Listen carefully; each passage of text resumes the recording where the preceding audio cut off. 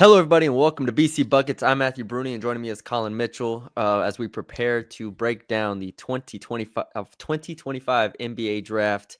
Colin, today we start with Cooper Flagg, the consensus, the unanimous number one pick, the unanimous top prospect, and some are saying the best prospect in the past, decade?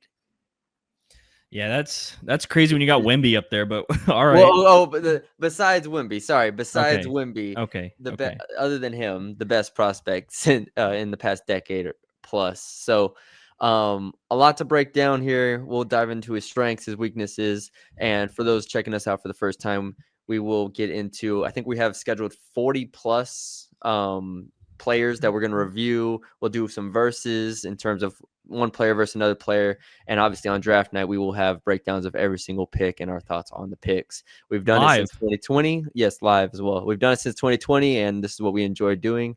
And let's get into it. Cooper Flagg, 6'8", 18 and a half years old, 37 games, Naismith Player of the Year, 19 points, 4 assists, 7.5 rebounds, 1.4 steals, 48% from the field, 38.5% from three, 84% from the line. Colin, where do you start when assessing Cooper Flagg's game? I think Cooper Flagg is the first prospect since we've started doing this that his only weaknesses are things that prevent him from being a star. I think he comes into the NBA as a very well-rounded player, and there's nothing really holding him back from being an NBA player. Whereas I would argue that top picks in the past, especially last year, obviously, where there was arguments for the number 1, number 2, number 3 pick to not even be a star or a very, very good player on a team. And I think Cooper Flagg checks all those boxes to be that very, very good player right away. Not a lot of weaknesses, pretty much. I mean, the all-around player, and he's a forward. He doesn't have to have the ball in his hands like a guard does. And him being that forward, he can play multiple roles. And I think when we get to our comps, that'll be something that we can talk about a little bit more. But I think that gives him versatility as a draft pick, to where if you pick him at 1, I'm assuming he'll be picked at 1 for the Mavs. You don't have to think of him as a Luka, but he could also maybe be that, or like Jason Tatum. That's who he's been comped to, like a Jason Tatum type. There's a lot of ways he can go in his progression in the future. And to your point, I hadn't thought of it this way, but I think it's fair. Like, he might have the highest floor of anyone I've seen, like, since maybe like Anthony Davis. I mean, we're talking about a guy who can come into the league and immediately do everything at least a serviceable level, I think. And from there, like you said, it's just, where is he going to go? Where is he going to become elite? Is he going to become elite defender, shot maker? I mean, creator. All of these things he can do at a high level already. And my thing at Duke, watching him progress and just the strides that he took forward in every aspect, it felt like, as the year went on. Because even if we go back to high school, his high school and AAU days, he was like an incredible defender, like defensive player with his range, his length, like blocking shots, like playmaking, everything. So when he went to Duke, a lot of the questions were, all right, what is his offense going to look like? And as the year went on, he just got better at every single thing. I thought his shooting got substantially better. He went from, I think, like mid-30s to 44% from three in conference play. Shot 39% on catch and shoot threes. So the three-point shooting got better. I think the handle and overall like creation got better. Like, he was starting to take some isolations. And then I think the passing was actually like a real breakthrough skill that I wasn't really expecting. He averaged 4.2 assists per game, and he was like in total control. I struggle to think of a college player that has had that much control of a game. This morning, I actually just went back and watched Duke versus Houston in the Final Four, and Duke lost that game, obviously, with the collapse. But for 36 minutes of the game, you're like, this Cooper Flagg guy is like not even close the best player on the court. And he just controlled every aspect of it. And he's also the youngest player in this draft, right? Like 18 and a half years old. So I think so highly of Cooper Flagg. And it is, at this point, like you said, he's the number one pick. He's the number one prospect. It's just like, where does he go from here? And not to get too far into the future, because I do want to break down his game in the present, but like, that's where my mind goes immediately. Yeah, no, 100%. I think that's part of breaking down his game, because if you look at his weaknesses, what I have written down is his handle, even though it's not bad, and his finishing, even though it's not bad. So, and the finishing is like It's like when he can't get all the way to the rim. Yeah, Like exactly. it's kind of like floater range-ish or like a contested shot, like where he's not completely at the rim.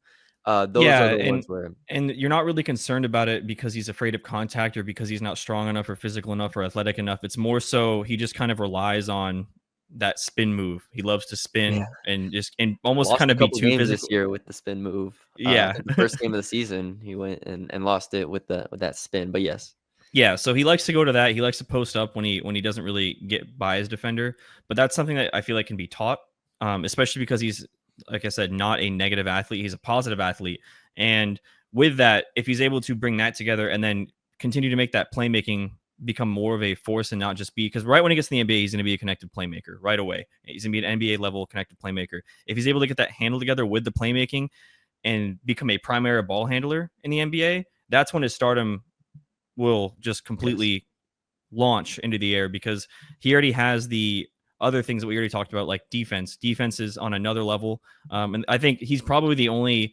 prospect that I can think of, maybe outside of VJ Edgecombe, where I'm like, okay, yeah, this guy's an NBA defender right away. And that to pair with the scoring ability and the way he's able to score in a bunch of versatile ways is going to, with that handling, propel him. yeah. I was gonna show some highlights while we're talking. Yeah. I think the interesting thing for me, and I watched this game against Arizona as well, and like Carter Bryant is a guy we're going to talk about, is late lottery or potentially like in the first round at some point. And I Mm-hmm. just thought he was like too strong for him at times. Like kind of like on that drive there, like there were times where he's able to physically overpower guys and use his body well to kind of shed them. And he ran a lot of ball screens. I mean, even later in the season, he got some isolation looks where he would get a mismatch and he's able to go to work. I was just very impressed by the overall well-roundedness. And furthermore than that, the 3-point shooting is where I Yeah. go like Yeah. immediately. You look at his shot in high school, just the form, beyond whether it went in or not.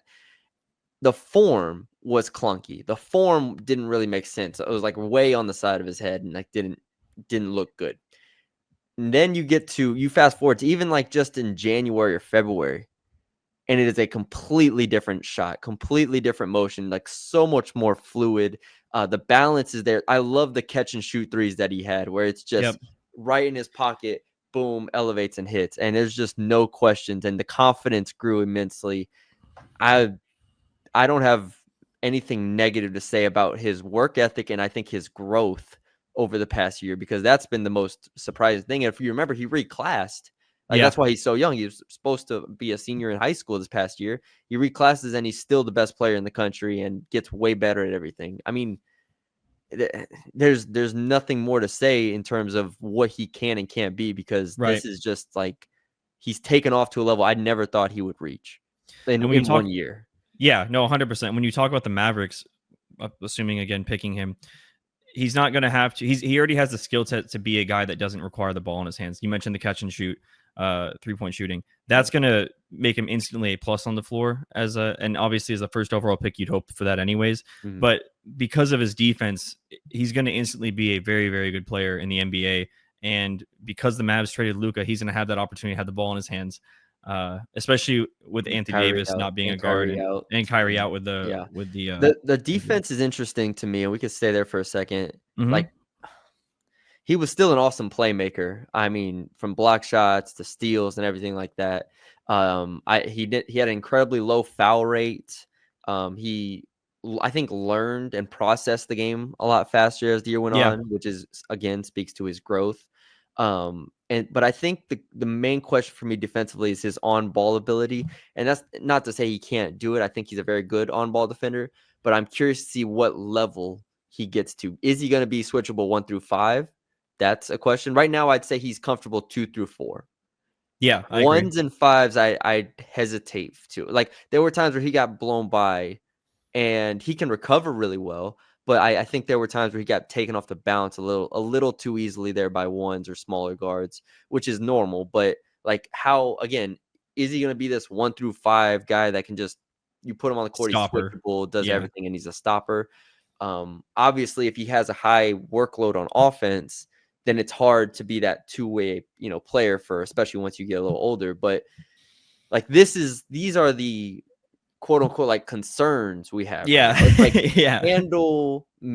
handle against I think smaller defenders will probably try to crowd him a little bit, but other than that, it's like defensively he can guard 2 through 4. Can he guard ones? I don't fully know.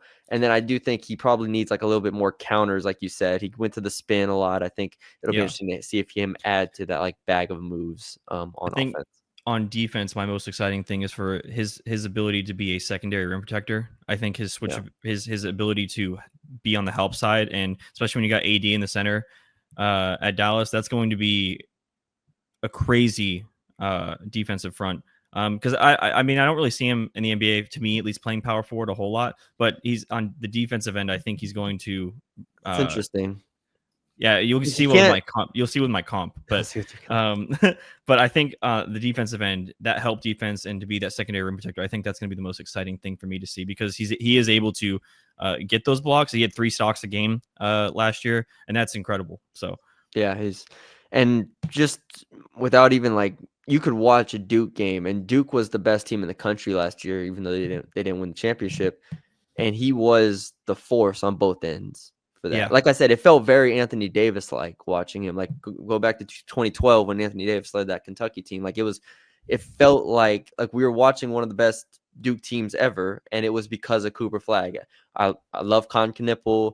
I love that team, Sion James and so on, Common Malawach and whatnot. But Cooper Flagg was absolutely the axis of like the center yeah, of attention of that. And I think that goes kind of underrated when people look at like his specific skill sets, but it's like for 37 games, he led Duke every single time he was on the court as a leader at 18 and a half years old and against some of the oldest teams in the country consistently. Like I said, against Houston, Arizona, go down the list. He was just always built for the moment. I just loved watching him.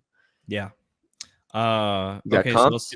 let's get to the projection. Obviously, he's going to be really good. So I don't think we really need to talk about that. What's your ideal role for him? With the Mavericks, I mean, in the future, like as we Yeah, yeah, project yeah. ahead, that is like the other thing. Like when I write down comps, it's in 3 or 4 years, what is he gonna look like? And that's hard for me to project in a sense. Like with Wimby, we knew Right. we knew what it was gonna look like. He was gonna be shooting threes, blocking shots, everything like that. With him, I don't know exactly what it's gonna look like because he could be just an incredible off-ball player and like a 3-and-D, like obviously better than this, but like a 3-and-D supreme type guy, or he can become an on-ball level player. I think it depends on the team around him, which is good for the Mavericks because I think he's gonna be malleable. It'll be interesting, when Kyrie comes back and you get him and Anthony Davis, assuming then how they fill out the roster around them. I think you need a lot of shooting, but at its core, I don't think he's like he steps in and he's immediately a high usage player on offense. Yeah. And then I think on defense, you just let him run around and do everything on the court. Yeah. So what's your comp then? The first one I have is Kawhi Leonard. Kawhi Leonard. That's a comp. So I think Kawhi Leonard, I You think think defense. he's that far? What do you mean? You think Cooper Flagg is defensively going to be as good as Kawhi Leonard? I think he could be. I think he could be an All NBA defender. I think he could be an All NBA Now, player, again, it depends on the defender, but role. So when yeah, Kawhi came in with the Spurs, he had a very defined role on a very right. good team. So he was a great defender. As he got older, let's say with the Raptors and whatnot, he was still a very good defender. Like with the Clippers, he's still a very good defender. But now he's doing so much offensively, you Right. don't really see that. And I could see that as well. Like I could see him starting his career defensively, just getting like all these blocks and steals and making plays and being switchable and still scoring points. But then, like Kawhi, when he had that 2017 year and it flipped and he was able to do both for a few years, that's where I think Cooper's prime, that's where I think his prime can be. And that's what I'm going to be interested to see. So that's where I see Kawhi. I think off the dribble, he's not in a rush. I think the 3-point shooting, like Kawhi, will continue to progress. And yeah, he's obviously a little bigger than Kawhi at 6'8", but that's kind of where I lean with my first comp. Okay. My comp. I agree with you, by the way. Maybe not on the Kawhi thing, but Mhm. my comp is Indy Paul George.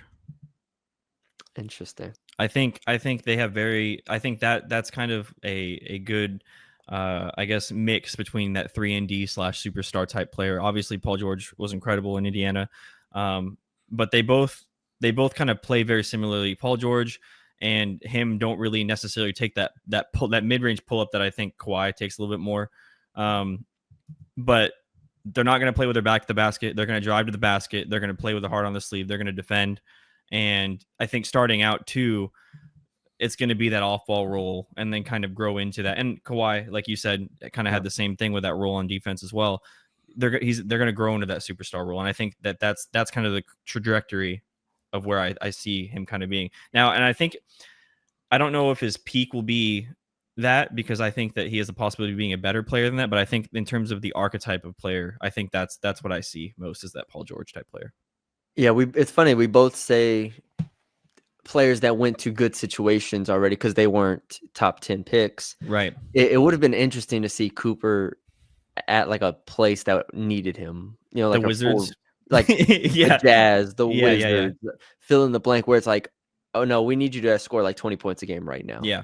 And Well, in a the way, Mavericks without yeah. Kyrie next year will definitely lean on him, but it's still kind of a team that was just in the play-in and was just a game away from the playoffs and so on and so forth. So it's not like they're expecting him to come in and immediately be the savior. And also, a lot of the fans are still reeling from the Luka trade. So Yeah. it's just a Yeah. really, really tough position. And I'm interested to see where it comes in. But I do think it's a good spot for him to where he's not immediately thrown into the fire and be like, we're just going to give you the ball 50 times a game and run you through ball screens and so on and so forth. So do you have any other comps? I have a bunch of like side comps here, and you No, I like that comp too much, and I didn't see a lot of people saying Paul George. I saw a lot of people saying Jason Tatum. I don't I necessarily got a see that. Piston on here.